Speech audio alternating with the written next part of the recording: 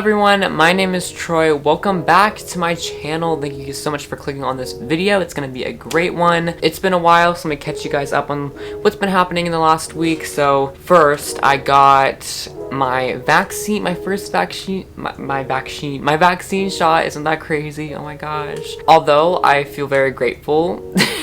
I had like really strong reaction to it. I was like really tired for the first 24 hours and just didn't have the energy to do anything really, so I just pretty much stayed in bed watching YouTube, which wasn't bad, but like I just hate feeling tired.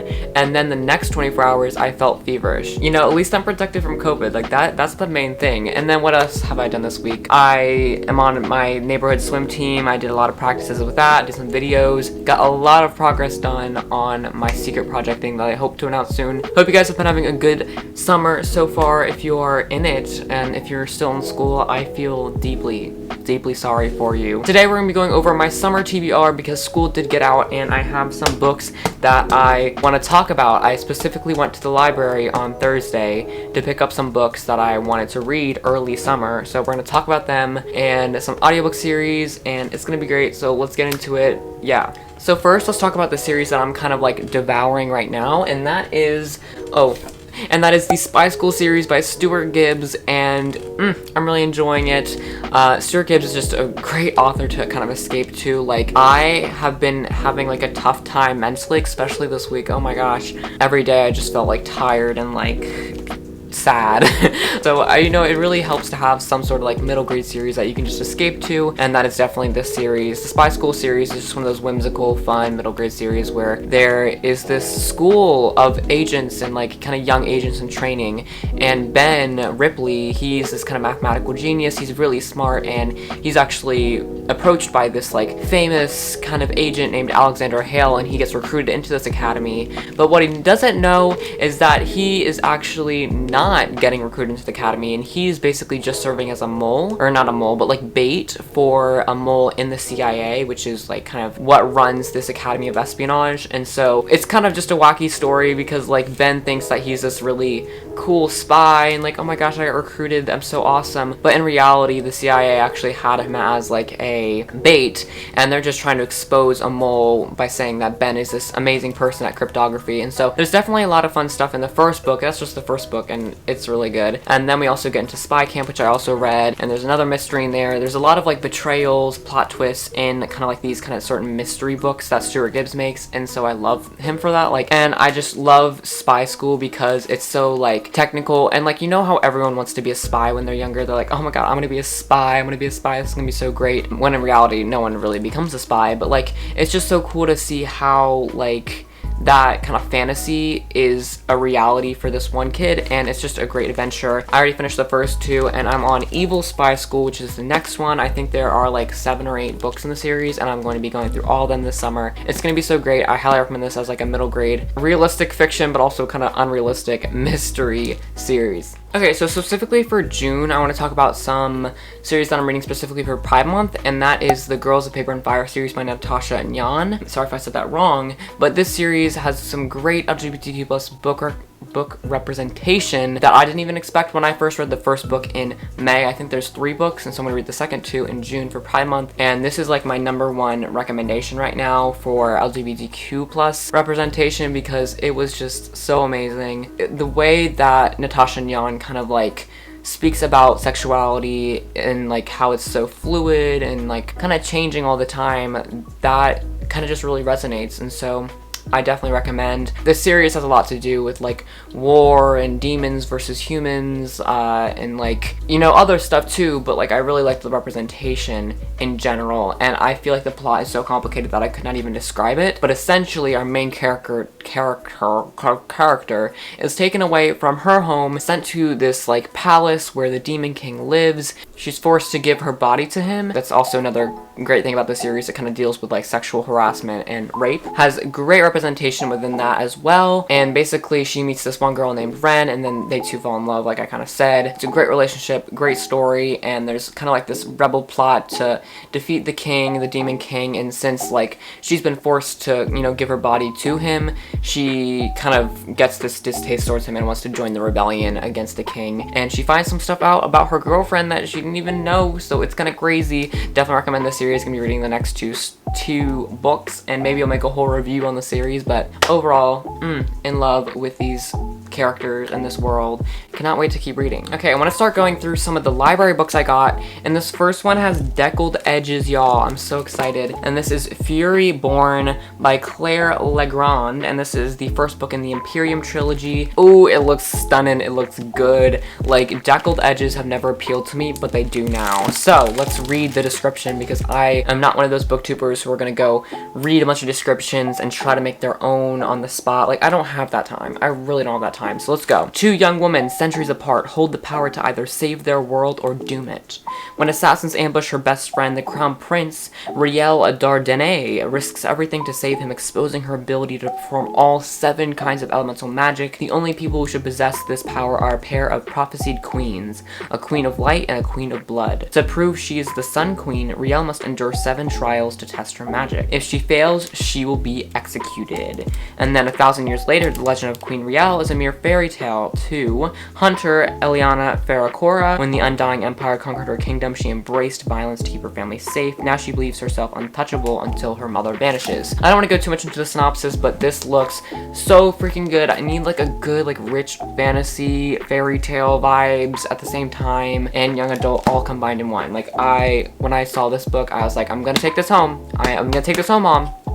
Let's do another one. Okay, we've got Tess of the Road by Rachel Hartman. I'd never heard of this book before when it's a library, and that's why I love going to the library. I hadn't gone for like a year since it was closed because of COVID, and I miss going to the library, and so I got so much cool books. Like, I just miss that feeling of like not really knowing much about a book and just kind of picking it up. So let's read the synopsis of this one as well. In the medieval kingdom of Gorid, women are expected to be ladies, men are their protectors, and dragons can be whomever they choose. Tess is none of those things. Tess is different. She speaks out of turn, has wild ideas, and can't seem to keep away from trouble. Immediately off the bat, I'm really liking the synopsis. I like those kind of like characters who try to rebel from like societal norms. We love that. Then Tess goes too far. What she's done is so disgraceful, she can't even allow herself to think of it. So Tessa's family decides that the only path for her is a nunnery. But on that day she is to join the nuns. Tess chooses a different path for herself. She cuts her hair, pulls on her boots, and sets out on a journey. She's not running away, she's running towards something. This seems like a really cool like adventure, sort of like almost like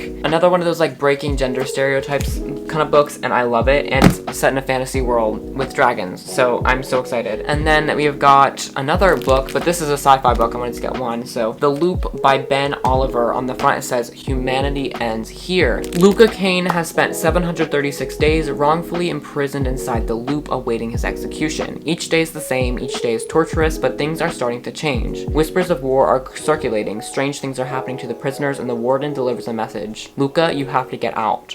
Now Luca must decide whether breaking out of the loop is his only way to survive, especially if there's any chance of saving the one he loves. But the population on the outside may be far more terrifying than anything he could have imagined. So this seems like a fun, like kind of like dystopian sci-fi series, which I really tend to like, with a lot of like kind of technology, futuristic stuff, and this seems like kind of like a sci-fi heist, but the opposite of a heist. Like, he's trying to break out of this prison called the Loop, so I'm so excited. So next up we have the Beyonder series by Brandon Mull. I talk about this a lot because I've been reading it recently, so I'm not going to go too much into my details, but this is an amazing kind of another middle grade wacky series, but this is one more centered in high fantasy, but it's so creative and so unique, and I just love those authors that kind of come up with these like unique and creative worlds that are other than Earth. That's what I really respect about fantasy writers, is because they find a way to really make the story unique by building a whole new world. Like, contemporary authors don't have to do as much digging in depth into their stories. It's more of like a safe route, I feel.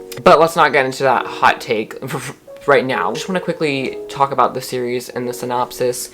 Essentially, the main character, Jason, oh, I remembered it myself this time, I don't have to look it up. Jason is just this kind of random guy. He's like, just, you know, playing baseball with his friends, you know, going on some dates with his girlfriend, when all of a sudden, one of his shifts at the zoo turn out badly. He falls into this hippopotamus's mouth, and he falls into the side of a new world. He meets this other Beyonder, someone who also came through a crack in the world to the beyond, named Rachel, and they two are set on this quest to find this magic word that will destroy this tyrannical emperor and give them a chance to get back to their homeland. They have to find 6 syllables syllables of the word. One word that, if spoken, will kill the emperor, and then they can find more resources of how to get back. But the main story is about kind of killing this emperor that's been like really terrorizing the world there. I'm like 75-80% through the first book, so I'm really excited to see where it goes. What will happen? Will they find the word, or will something happen and deter them to go on a different route? Like, I'm just excited to see where it goes. I have no clue where it's gonna go, but I'm excited to see. This seems like another fun middle grade audiobook series that I'll get to this summer, so yeah. And last up, we've got a few more library books. Obviously, I might have more books on my TBR later. Anyways, next up we've got Tempest and Slaughter by Tamora Pierce, and this looks so freaking good. And oh my gosh, Sarah J. Maas wrote, Tamora Pierce is a pillar, an icon, and an inspiration. So that seems good enough for me. Complicated name off the bat. Aram Draper is on the path to becoming one of the realm's most powerful mages. The youngest student in his class at the Imperial University of Karthak, he is a gift with unlimited potential for greatness and for attracting trouble. As his education continues, he discovers a disturbing dark side of the Empire, one that not even his powerful masters at the university can protect him from.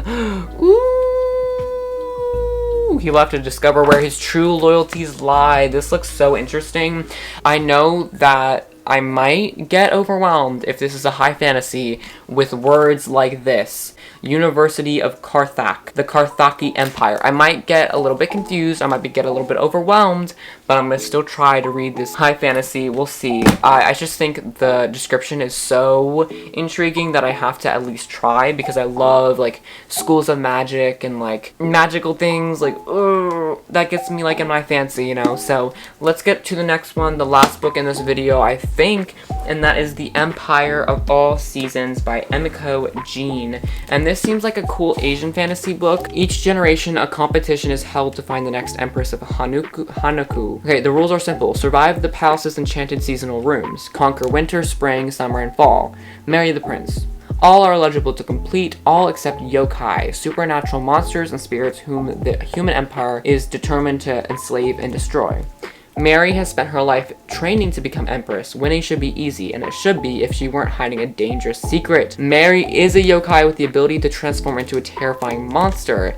If discovered, her life will be forfeit. So she has to try to capture the love of the prince in this competition, while also trying to hide the fact that she is a yokai. That is so cool. And yeah, I've been meaning to read more books from Asian authors, so this is going to be great. I knew as soon as I saw it that I was interested and that I was going to read it, so definitely I'll let you guys know my thoughts. Other than all the books that I talked about, I might try to finish Pacifica. I've gotten like 70 pages in, but it's not too entertaining for me. I'm just like in a bit of like a book hangover, but at the same time, it's like I want to keep reading, but it's like I really need to read books that like interest me to the 1000%, or else I'm gonna get into another book slump because I'm so busy. I will definitely have some other books that I read this summer. Just this is kind of like the start. So thank you guys so much for watching. If you have any questions about any of these, let me know. Make sure to leave a like if you enjoyed this video. I really did myself. I love talking about books, so it's always fun. And subscribe to my channel down below for more. It technically says we hit 2K on our channel, but really it says I have 1998. So we really need 2 more before I can really fully celebrate. So